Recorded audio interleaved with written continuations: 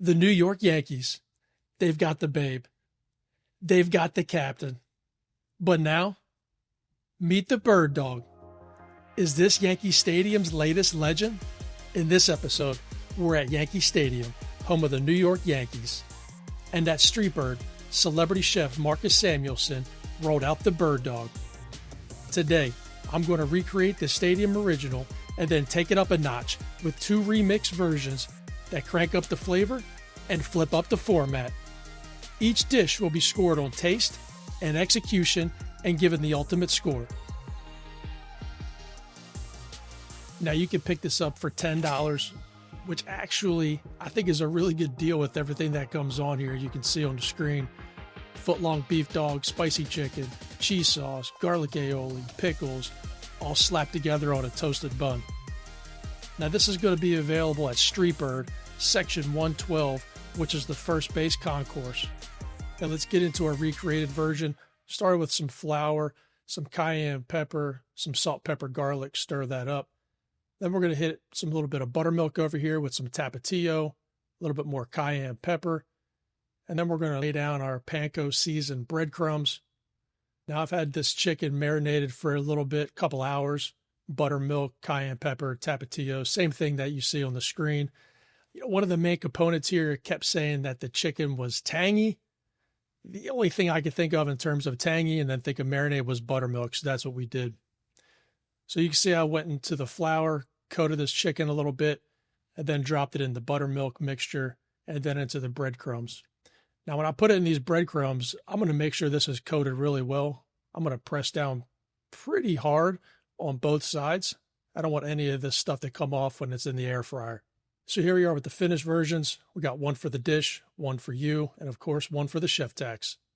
So now we got these going in the air fryer for about 14 to 15 minutes at about 375. And of course, flipping these over halfway in between. And this is the finished result. These things look legit. So now we got this all beef hot dog searing off in this hot pan right now. You'll notice I didn't do the foot long like the OG, but like I've been saying for years, 6 inches is enough. Now I took one look at my hot dog bun and I knew there was no way in hell that I was fitting this thing on there. So I went ahead and sliced it lengthwise. Now I'm going to get this thing plated up. Remember, we're going to top this off with that spicy chicken tender that was soaked in tangy buttermilk, then panko breaded and air fried to crispy perfection. Now we're going to start stacking on these toppings, starting with the pickles. Then we're going to hit it with this cheese sauce. Shh, it's jarred queso blanco. And then we're going to come over top with the garlic aioli. We're going to see what this looks like side by side with the original. Now this picture on the right is looking a little weak, so I got to give them a little bit of credit. But you already know mine is stacked high. So let's go in for a bite. Now as you can see here, I have no clue what to do. Just like the White Sox front office. Quick timeout here. Have you had the Birddog at Yankee Stadium? Drop your ratings in the comments, 1 to 10. What's the verdict? Now, back to this one. Listen, it's rich. The tender's definitely got some crunch. The cheese and aioli are messy, but in the best way. I'd grab this again, but based on taste, it was good. Didn't blow my socks off. Execution-wise, I'm going to take a little bit of hit here just because I didn't have the foot-long hot dog. I also don't have it sauced with quote-unquote M's kickin' sauce. But it was a solid start. But now it's time to turn up the heat. Literally. Let me show you how we cranked up the spice with this Nashville version. Now I know you're looking at the screen and thinking, what in the hell is going on here? Listen, I don't practice these dishes first. I had the concept in my head. But this proved to be difficult, as I just couldn't get this chicken to catch. Pretty similar to Aaron Judge in the World Series last year. Now, in hindsight, I probably would have done this a little bit different altogether. Maybe assembled this before marinating the chicken. I mean, this thing was slippery, messy, kind of all over the place. I'd like to think it would have been better the second time, but we went ahead and go with this, getting this toothpick all the way through. Not toothpick, that's a damn ass large toothpick. This skewer. Now we got this thing all ready to go, and we're going to start coating this with a little bit of flour. I'm trying to be careful and to make sure I'm getting all the areas around this hot dog and around the edges of this piece of chicken on here. shake off the excess. I'm going to go ahead and drop it in this egg mixture that also has a little bit of tapatio and cayenne in there. Now, this actually took me a little bit to kind of get coated because this is obviously the first time I've done a chicken tender wrapped hot dog. Now, we're going to go and throw this thing again in the seasoned panko breadcrumbs, again, trying to get this thing coated as much as possible, hitting all the different nooks and crannies, patting it down to make sure nothing falls off while it's in the air fryer. Now, I got this going at about 375 for about 13 minutes or so, flipping over halfway in between. Now, if you guys are going to try this, please remember to soak those skewers for about 30 minutes before you launch it in a hot oven or a hot fryer like this. Now, you ought to remember from the first part of this video that I suffer from a lack of condiment restraint.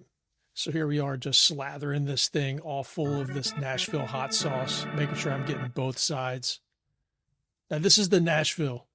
Same all-beef hot dog, but we're wrapping it inside with a spicy fried tender, drenched in hot sauce, layering with creamy slaw, pickles, and finishing off with a kiss of garlic aioli.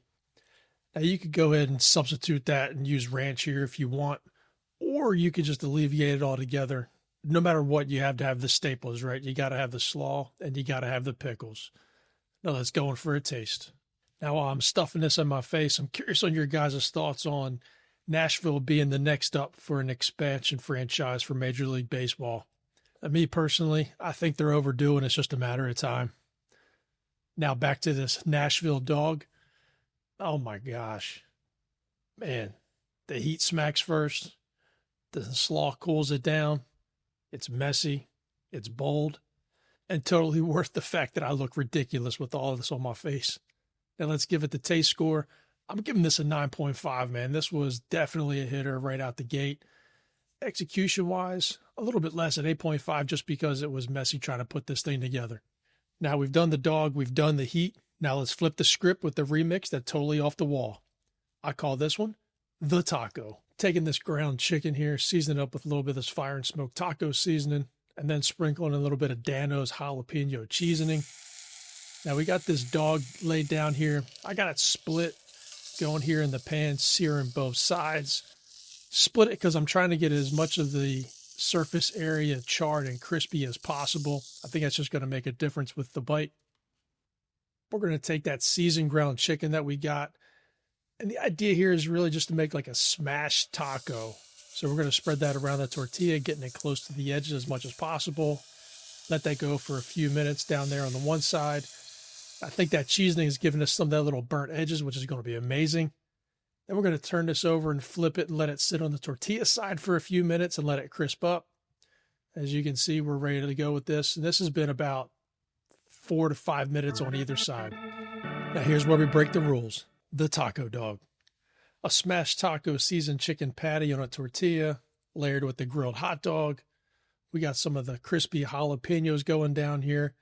And then we're going to hit it with this Grillo's pico de gallo. Just get this going right along the other side of this taco. If you've never had this stuff is legit.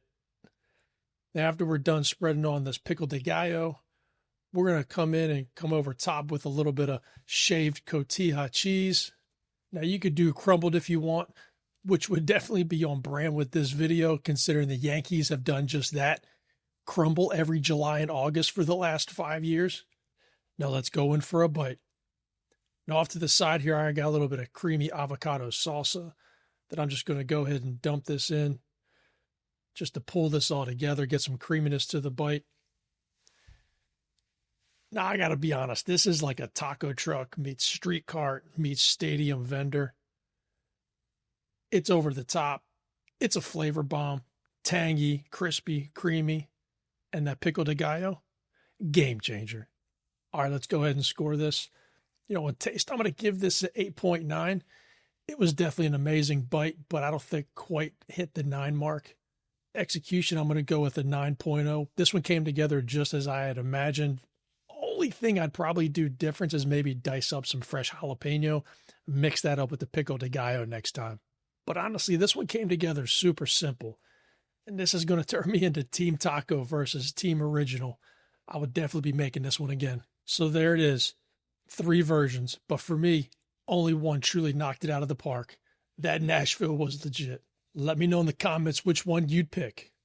Next time, we're hitting up Citizens Bank Park in Philly for a s'mores quesadilla that's as ridiculous as it sounds. You're not going to want to miss it, so come back and check us out. Until then, see you next game.